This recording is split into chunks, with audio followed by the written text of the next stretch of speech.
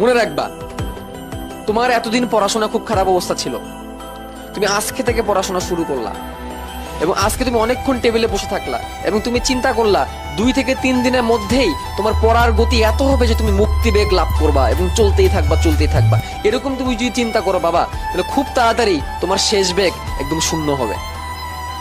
কিন্তু তুমি যদি অল্প অল্প অল্প অল্প বেগ নিয়ে তুমি যেতে থাকো, আস্তে আস্তে অ্যাসিলেশন করতে থাকো, আস্তে আস্তে তোমার যদি গতি বাড়তে থাকে, একটা সময় তোমার গতি এমন হবে যে তুমি মুক্তি বেগ নিয়ে পড়াশোনাটাকে চালা যেতে পারবা।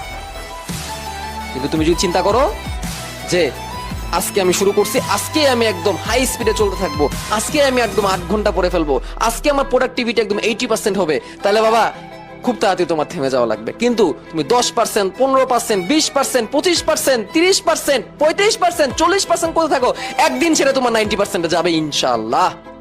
বাট সেজন্য তোমাকে ধৈর্য ধরতে হবে।